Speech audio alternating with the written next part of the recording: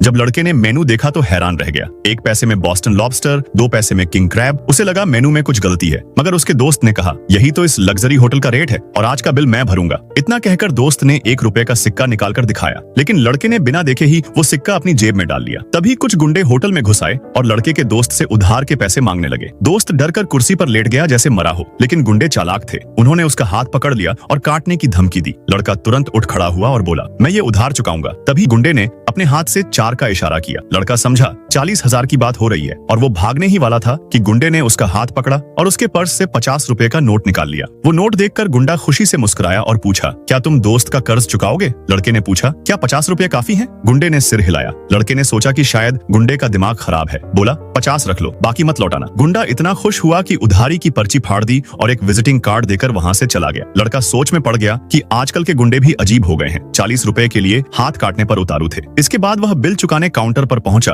तो सुना कि कुल बिल 1000 रुपए है, जबकि उसने तो बस कुछ बियर और स्नैक्स ऑर्डर किए थे। भीड़ देख लड़के ने 400 रुपए नकद दिए, बाकी कार्ड से देने की सोची, लेकिन जैसे ही उसने 100 रुपए के नोट दिए, रिसेप्शन पर बैठी लड़की चौंक गई। उसने जीवन में इतना बड़ा नोट नहीं देखा था। तुरंत सिक्योरिटी को बुला लिया गया और जगह सील कर दी गई। लड़के को समझ नहीं आया कि 400 रुपए के लिए इतना हंगामा क्यों। रिसेप्शन वाली लड़की उसे होटल मालिक के ऑफिस ले गई। जब मालिक को पता चला कि लड़का 400 रुपए का बिल भर रहा है तो उसे लगा कि लड़का होटल खरीदने आया है। उसने तुरंत होटल बेचने का कागज निकाल लिया और साइन करने को कहा। तब लड़के को समझ आया कि मालिक इतनी आसानी से होटल क्यों बेच रहा है। असल में यह होटल अब उनके लिए बोझ बन चुका था। इस बीच तीनों बड़े परिवार भी शहर में आ पहुंचे और माँ साहब की पोती भी होटल की ओर जा रही थी। दूसरी तरफ लड़का जैसे ही होटल में घुसा, उसका सामना अपनी एक्स गर्लफ्रेंड और एक अमीरजादे से हुई। अमीरजादा समझा कि लड़का चोरी से अंदर घुसा है और तुरंत सिक्योरिटी को बुलाकर उसे बाहर निकालने को कहा। तभी माँ साहब की पोती वहाँ पहुंची, लेकिन अमीरजादे को उसकी असली पहचान नहीं पता था। वह उससे भी गरीब समझ बैठा और दोनों को निकालने को कहा। तभी लड़का बोला, इस होटल का मालिक मैं हूँ, अगर किसी को जाना है तो वो तुम हो। इतना कहकर उसने होटल की डील वाला कागज दिखा दिया। अमीरजादे ने कहा, ये सब तूने चुराया है, तू तो एक डिलीवरी बॉय है और माँ साहब इतने दिनों से तुझे ढूंढ रहे हैं। दरअसल वो तुझसे हिसाब चुकाना चाहते हैं। लड़का हैरान रह गया, मैंने तो सिर्फ 400 रुपए ही दिए थे, क्या इसके लिए भी चोरी का इल्जाम? लेकिन अमीरजादे को लगा कि अब लड़के का खेल खत्म हो चुका है और उसने गार्ड्स को बुलाकर उसके हाथ काटने को कहा। जब वो लोग उस लड़के को पकड़कर पीटने ही वाले थे, तभी बाहर तीनों बड़े परिवार होटल में आ पहुंचे।